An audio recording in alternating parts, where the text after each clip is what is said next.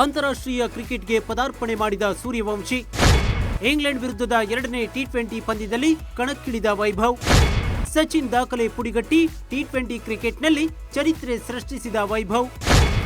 ಹೌದು, ಕೊನೆಗೂ ಕೋಟಿ ಭಾರತೀಯ ಕ್ರಿಕೆಟ್ ಪ್ರೇಮಿಗಳ ಕನಸು ನನಸಾಗಿದೆ. ಕಳೆದ 15 ದಿನಗಳಿಂದ ಜಾತಕ ಪಕ್ಷಿಗಳಂತೆ ಪರಿತಪಿಸಿದ್ದ ಅಭಿಮಾನಿಗಳ ಕಾತರಕ್ಕೆ ಬ್ರೇಕ್ ಬಿದ್ದಿದೆ. ಭಾರತೀಯ ಕ್ರಿಕೆಟ್ನಲ್ಲಿ ಹೊಸ ಅಧ್ಯಾಯ ಆರಂಭವಾಗುವ ಅಮೃತಗಳಿಗೆ ಬಂದೇ ಬಿಟ್ಟಿದೆ.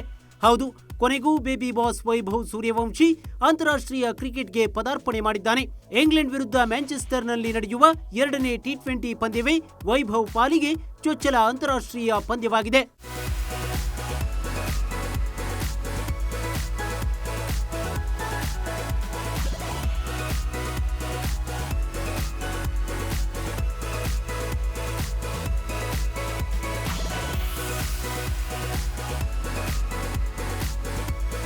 ಇಂಗ್ಲೆಂಡ್ ವಿರುದ್ಧ ವೈಭವ್ಗೆ ಅವಕಾಶ ನೀಡಬೇಕು ಅನ್ನೋ ಕೂಗು ವ್ಯಾಪಕವಾಗಿ ಕೇಳಿ ಬಂದಿತ್ತು.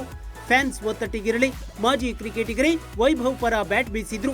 ದೇಶದಾದ್ಯಂತ ಟೀಮ್ ಮ್ಯಾನೇಜ್ಮೆಂಟ್ ಮತ್ತು ಕೋಚಿಂಗ್ ಸ್ಟಾಫ್ ವಿರುದ್ಧ ಆಕ್ರೋಶ ವ್ಯಕ್ತವಾಗಿತ್ತು. ಇದು ಬಿಸಿಸಿಐಗೂ ಮುಜುಗರವನ್ನ ಉಂಟು ಮಾಡಿತು.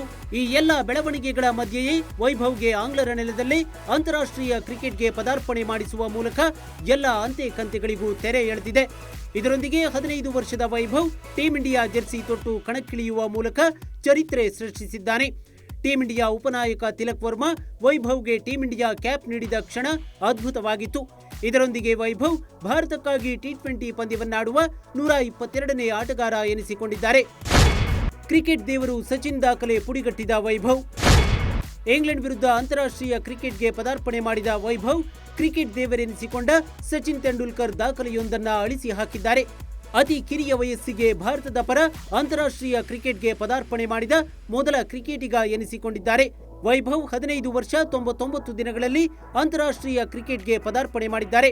Master blaster Sachin Tendulkar November 15, 1989ರಂದು ಕರಾಚಿಯಲ್ಲಿ ಪಾಕಿಸ್ತಾನ ವಿರುದ್ಧ ಟೆಸ್ಟ್ ಕ್ರಿಕೆಟ್ ಮೂಲಕ ಅಂತಾರಾಷ್ಟ್ರೀಯ ಕ್ರಿಕೆಟ್ಗೆ ಪದಾರ್ಪಣೆ ಮಾಡಿದ್ರು. ಅವತ್ತು ಸವ್ಯಸಾಚಿಗೆ 16 ವರ್ಷ 205 ದಿನಗಳಾಗಿತ್ತು. ಇನ್ನು ಜಾಗತಿಕ ಕ್ರಿಕೆಟ್ನಲ್ಲಿ ವೈಭವ್ ಈ ಸಾಧನೆ ಮಾಡಿದ 2ನೇ ಅತಿಕಿರಿಯ ಆಟಗಾರ ಎನಿಸಿಕೊಂಡಿದ್ದಾರೆ. ಮೊದಲ ಸ್ಥಾನದಲ್ಲಿ ಪಾಕಿಸ್ತಾನದ ಹಸನ್ ರಾಜಾ ಇದ್ದಾರೆ. 14 ವರ್ಷ 227 ದಿನಗಳಾಗಿದ್ದಾಗ ರಾಜಾ ಜಿಂಬಾಬ್ವೆ ವಿರುದ್ಧ ಡೆಬ್ಯೂ ಮಾಡಿದ್ರು. 2ನೇ ಟಿ20 ಪಂದ್ಯದಲ್ಲೂ ವೈಭವ್ಗೆ ಅವಕಾಶ ಸಿಗೋದಿಲ್ಲ ಅನ್ನೋ ಸುದ್ದಿ ಎಲ್ಲೆಡೆ ಕಿಚ್ಚು ಎಬ್ಬಿಸಿತು. ಮತ್ತೊಂದೆಡೆ ಬೌಲಿಂಗ್ ಕೋಚ್ ಮಾರ್ನೆ ಮಾರ್ಕಲ್ ಕೂಡ ವೈಭವ್ ಕಣಕ್ಕಿಳಿಯುವ ಬಗ್ಗೆ ಅಡ್ಡಗೋಡೆ ಮೇಲೆ ದೀಪವಿಟ್ಟಂತೆ ಮಾತನಾಡಿದ್ರು. ಹೀಗಾಗಿ ವೈಭವ್ ಬೆಂಚ್ ಕಾಯೋದು ಫಿಕ್ಸ್ ಅನ್ನೋದೇ ಎಲ್ಲರ ಲೆಕ್ಕಾಚಾರವಾಗಿತ್ತು. ಆದರೆ ವೈಭವ್ ಪಂದ್ಯಕ್ಕೂ ಮುನ್ನವೇ ಇಂದು ಪದಾರ್ಪಣೆ ಮಾಡುತ್ತೇನೆ ಅನ್ನೋ ಸೂಚನೆ ನೀಡಿದ್ರು. ತಮ್ಮ ಇನ್ಸ್ಟಾಗ್ರಾಮ್ ಸ್ಟೋರಿಯಲ್ಲಿ ಶತಕ ಸಿಡಿಸಿ ಸಂಭ್ರಮಿಸುವ ಫೋಟೋ ಹಂಚಿಕೊಂಡು ನ್ಯೂ ಚಾಪ್ಟರ್ ಅಂತ ಅಡಿಬರಹ ಬರೆದಿದ್ರು. ಈ ಮೂಲಕ ಪದಾರ್ಪಣೆ ಮಾಡುವ ಸಣ್ಣ ಸುಳಿವನ್ನ ಬಿಟ್ಟುಕೊಟ್ಟಿದ್ರು. ವೈಭವ್ ಪದಾರ್ಪಣೆ ಮಾಡ್ತಿದ್ದಂತೆ ಇನ್ಸ್ಟಾ ಸ್ಟೋರಿಯ ಅಸಲಿ ರಹಸ್ಯ ಏನು ಅನ್ನೋದು ಫ್ಯಾನ್ಸ್ಗೆ ಅರ್ಥವಾಗಿದ್ದು. ಕಳೆದ 3 ಪಂದ್ಯಗಳಲ್ಲಿ 6 ರನ್ ಗಳಿಸಿ ಕಳಪೆ ಪ್ರದರ್ಶನ ನೀಡಿದ್ದ ಸಂಜು ಸ್ಯಾಮ್ಸನ್ ಬದಲಿಗೆ ಸೂರ್ಯವಂಶಿಗೆ ತಂಡದಲ್ಲಿ ಅವಕಾಶ ನೀಡಲಾಯಿತು.